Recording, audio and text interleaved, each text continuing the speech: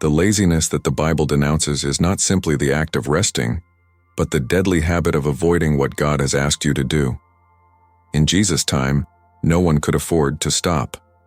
Each day was a battle for survival, and the omission of even one member harmed the entire family. Today, laziness disguises itself behind screens, distractions, and justifications that seem innocent, but drain purpose.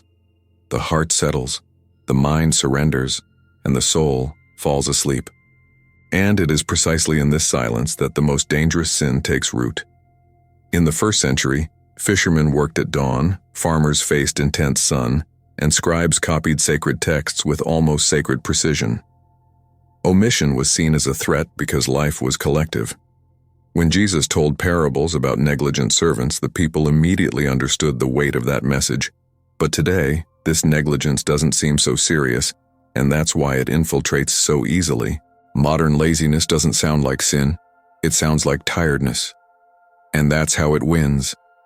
The problem isn't that you're weak, but that you allow weakness to decide for you.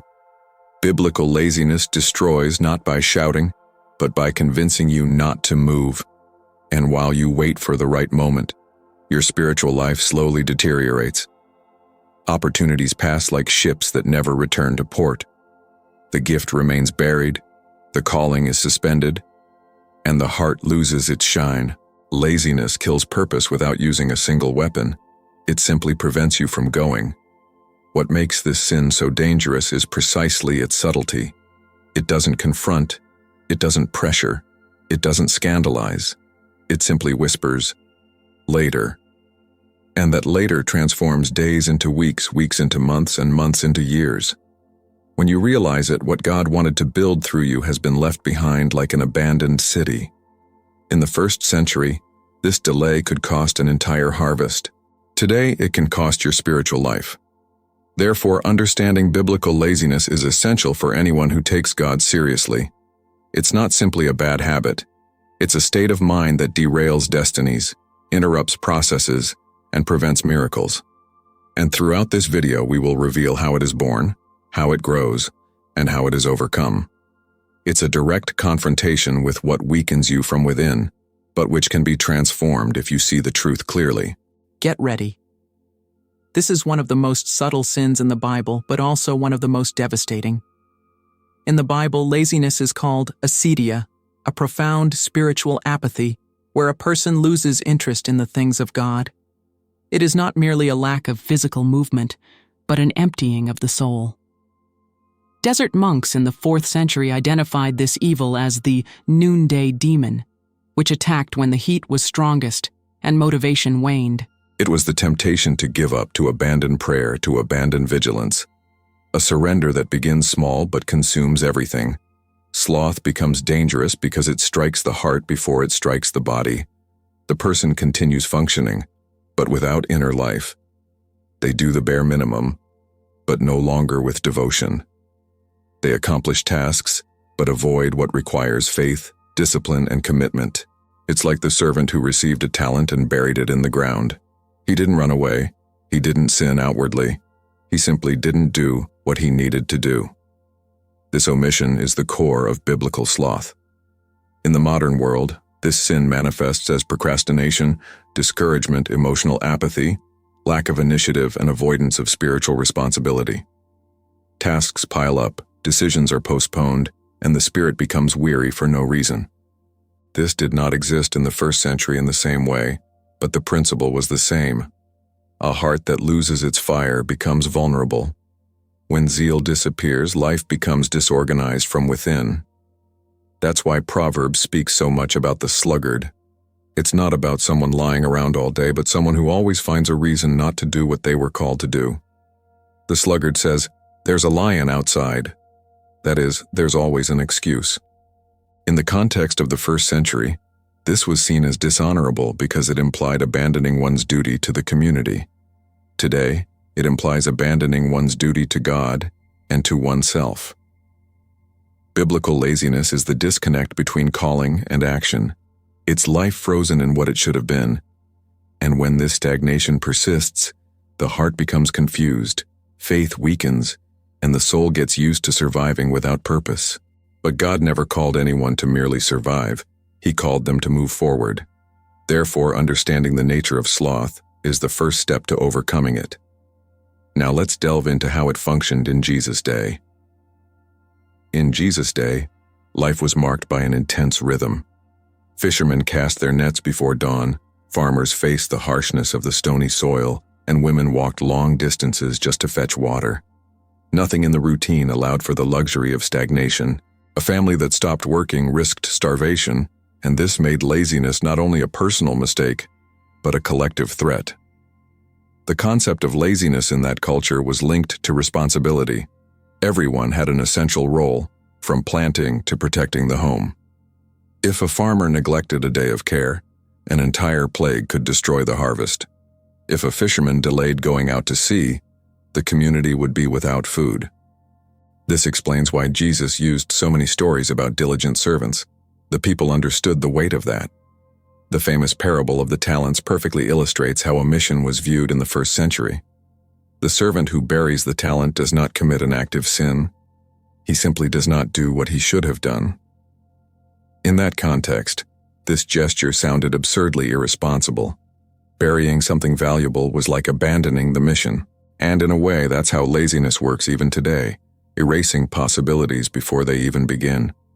Jesus also observed the fields around Galilee and used the image of the harvest to teach about spiritual urgency. The harvest is plentiful, but the workers are few. For his listeners, this was literal. Missing the right time for the harvest meant losing months of work. Laziness in that world could destroy years of effort. In the spiritual realm, it can destroy the entire journey. And when we look at our modern routine, we realize that although the world has changed, the human heart remains similar. Today, we haven't stopped fishing or planting. We've stopped starting projects, repairing relationships, strengthening our faith, and caring for what God has given us. The scenery has changed, but the impact hasn't. Laziness continues to be the difference between a life that flourishes and one that withers before its time. Biblical laziness always operates at a very specific point, the space between the call and the action. God speaks, inspires, directs, but the heart hesitates. This interval is where entire destinies are lost. Many biblical characters faced this space of resistance. Moses tried to retreat. Jeremiah claimed incapacity. Gideon asked for signs. It wasn't malice, it was fear disguised as paralysis. The problem is that this interval, when prolonged, becomes a subtle form of disobedience. It doesn't seem like a sin because it's not an explicit rebellion, but it is the silent refusal to cooperate with what God wants to do. In the first century, this could mean a fisherman hesitating to cast his net when Jesus commanded him to. In the spiritual world, it means ignoring divine promptings that could transform lives, including your own. Lack of action always generates spiritual consequences. Every time someone ignores God's direction, their heart becomes less sensitive. Laziness dries up faith like the desert sun dries up the land. The person may even feel what they should do, but they don't act. This creates a broken link between purpose and practice. And when purpose doesn't translate into practice, it leads to frustration. In modern life, this rupture manifests itself in various ways: postponing conversations that God asked us to have, ignoring talents that He inspired us to develop, resisting the inner movement that calls for change. It seems small, but each postponement weakens the spirit. It's like the first century farmer who waited tomorrow to plow the land, and when he realized it, the season had passed. Therefore, overcoming laziness isn't just about doing more. It's about obeying faster. It's about reducing the time between hearing and acting. It's about recognizing that God's call is not a suggestion, but an invitation that defines the future. When the heart learns to move with readiness, purpose finds strength. And that is the beginning of liberation from this silent sin that so many people underestimate. Laziness doesn't just affect routine, it shapes emotions.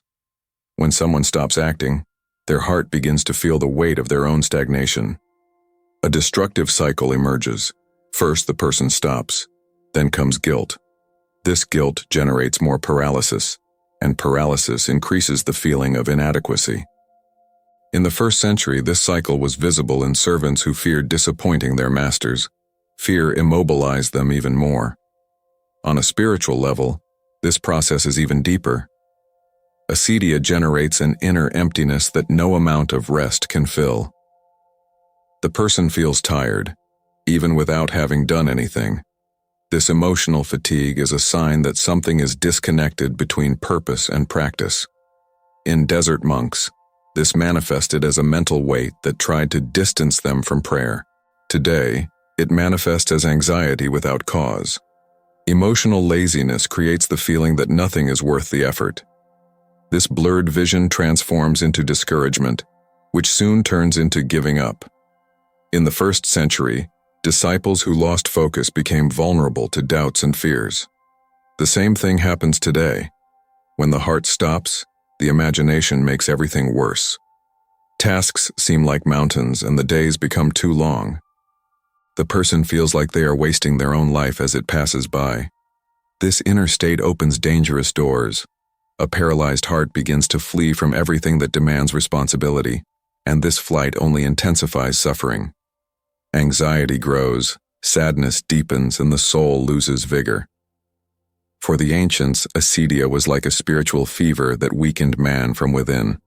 For us, it is the feeling of being alive, but without the strength to truly live. Understanding this process is essential to overcoming it. Laziness isn't just not doing, it's suffering emotionally for what wasn't done. It's carrying the pain of wasted potential. And the more the heart gets used to not acting, the harder it becomes to react. But God never leaves anyone trapped in this cycle without offering a way out. And that way out begins when we understand the impact of this sin on our emotions. In the world of the first century, relationships were sustained by collective effort. Entire families worked side by side, and the lack of initiative from one member put everyone at risk. Laziness, in this context, was seen as a breach of covenant. A man who did not support his household or a woman who abandoned her duties was considered someone who had broken the commitment. Suffering affected everyone, not just the lazy one. Today, the dynamics have changed, but the impact remains the same. Laziness affects conversations, reconciliations, and basic care. A relationship fails not only because of aggression, but because of accumulated neglect. Words left unsaid, actions not taken, affection not shown. All of this undermines bonds that could be strong. In the first century, this would have been compared to leaving the walls of a house unrepaired until they collapsed. Laziness also creates unrealistic expectations. People expect others to do everything, make decisions, take on responsibilities, and manage family life. This generates frustration and resentment. In Jesus' time, this was seen as a heavy burden placed on the shoulders of someone already carrying a lot. One person's negligence always became a burden for another. In the spiritual realm, laziness in relationships hinders deep healing. Many wounds persist not because they are impossible to resolve, but because no one takes the first step. Restoration requires movement, asking for forgiveness, talking, adjusting, resuming. When this doesn't happen, the bond becomes unhealthy, and becoming ill due to inaction is one of the most dangerous marks of human laziness. That is why the Bible exhorts diligence not only in work but also in mutual care. Loving, serving, building, repairing, all of this requires initiative. A healthy relationship is constant work. When laziness enters, it doesn't destroy everything at once. It corrodes silently. But when the heart awakens, reconstruction begins. And it is this awakening that God desires to bring about in each of us. Spiritual laziness is deeper than physical laziness. It's when the heart loses its sparkle for the things of God. It's not rebellion, it's apathy. The spirit becomes slow, indifferent, distant. The desert monks called this the shadow of the soul, because it was the moment when a person no longer reacted to what once moved them. They pray less, seek less, and feel less, and little by little, they stop. In the early centuries of the Christian faith, monks fought against this state with rigorous discipline. They realized that sloth made prayer seem burdensome and service seem pointless. This state was so dangerous that many believed it to be one of the enemy's most subtle attacks. The believer did not turn away by choice, but through emptiness. He still believed in God, but no longer cared so much about following him closely. Jesus, in contrast, demonstrated a life of impressive spiritual discipline. He would wake before sunrise to pray, withdraw to deserted places, and maintain constant communion with the Father. In the first century, this was seen as spiritual strength and honor. Today, routine distracts us, and our hearts are stolen by distractions.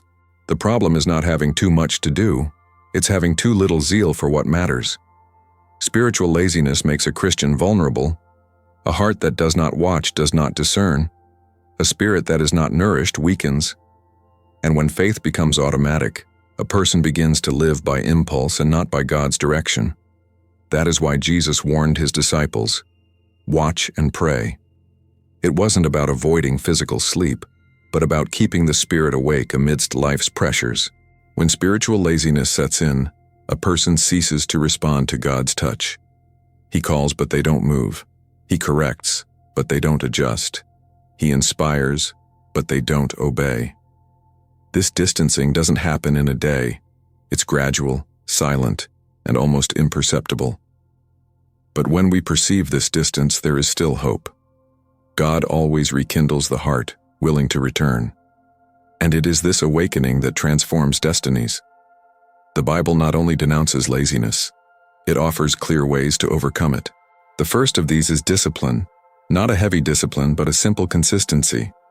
Get up, start, and move forward. Paul said to run in such a way as to win. For the first century, this meant living with focus. For us, it means obeying God even when motivation is low. Another principle is diligence. Proverbs repeats this word as a spiritual treasure. Diligence is not speed. It is daily faithfulness. In an agricultural context, it was the farmer who cared for the land even when the weather seemed uncertain. In modern Christianity, it is the person who keeps their faith active, their habits aligned, and their heart awake, even when life is difficult. The Bible also teaches the power of small actions. Jesus multiplied loaves of bread that someone offered, healed people who took simple steps of faith, sent disciples who were not yet ready. In the first century, no one expected to be perfect, they expected to be available. Today, many wait to feel like it to begin. But wanting is not what activates the miracle. Obedience is. Another crucial step is vigilance. Early Christians understood that inner vigilance prevented spiritual falls. They observed their own hearts to identify signs of sloth before it grew. Vigilance is not paranoia, it is spiritual awareness. It is noticing when the soul is becoming heavy, when purpose is fading, when the spirit is drifting away, and acting immediately. Finally, the Bible teaches that God strengthens those who move. He doesn't demand that humans overcome laziness alone. He empowers them. When the heart takes the first step, heaven reacts. Strength appears along the way. Clarity emerges in the movement. Purpose is rekindled in practice. In Jesus' time, faith was revealed by walking. Today, it's still the same. Victory over laziness begins when you decide not to stop. The Bible reveals that God honors those who rise up, even when they have little. The servant who invested his talents was called good and faithful, not because he brought about gigantic results, but because he acted. In Jesus' time, this expression carried weight. Faithfulness was more valuable than skill. God never asked for perfection, only readiness. And where there is readiness, there is harvest. When someone overcomes laziness, something changes spiritually. The person leaves stagnation behind and begins to move, and movement creates new paths. It's like the first-century farmer who plowed the land even when the weather seemed adverse. His faith was in the process, not in the sensation. It's the same with God. He opens doors for those who are willing to act, even timidly. The divine promise also manifests itself in clarity. The mind that was once burdened begins to see clearly. The soul that seemed weary finds direction again. In the Bible, many only discovered their calling after taking the first step. Abraham walked without knowing where he was going. Peter cast his net without understanding anything. Gideon acted even though he felt incapable. The action brought revelation. Today, that same promise remains active. When you confront laziness, whether emotional, spiritual, or practical, God aligns opportunities around you. Doors that seemed closed begin to move. Relationships are restored. Ideas flow again. The soul is rekindled. The God of the Bible is not the God of stagnation. He is the God of progress. And the most powerful thing is that God rewards not only the result, but the faithful effort. Every step counts. Every small advance has spiritual value. In the first century, this concept was clear. Those who do not plant do not harvest. But those who plant, even when tired, will always see fruit. God honors those who fight against laziness because this struggle is, at its core, an act of love for Him. And where there is love, there is promise. Laziness is a silent enemy, but now you see its depth. It doesn't just steal days, it steals destinies. From the agricultural world of Galilee to the modern rush, the dynamic is the same. When the heart stops, life weakens. But when it awakens, everything changes. God has always called ordinary people to make simple moves that transform their stories. Throughout this video, you saw how the Bible addresses this sin, with seriousness, but also with hope. You saw that sloth is real, but overcome. That stagnation is dangerous, but reversible. That God does not abandon the weary heart, He rekindles it. This truth changes lives because it reveals that no one is condemned to lethargy. There is always a possible new beginning. We also saw that overcoming laziness is not merely human strength. It is cooperation with God.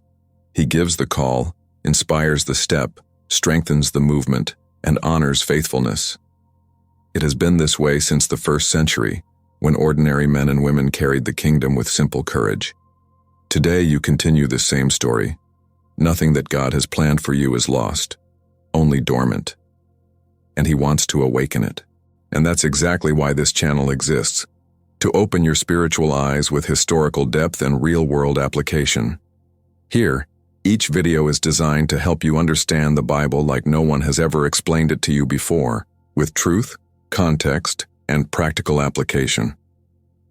If this resonated with you today, it's because God is calling you to grow spiritually, in a steady and conscious way. Therefore, I extend to you a logical and spiritual invitation. Follow this channel. Here we explain the Bible with historical depth applied to real life. You will find clarity for your faith, direction for your soul, and strength to win battles you didn't even know you could name. If this message spoke to you, don't put it off. Wake up now and keep walking with us.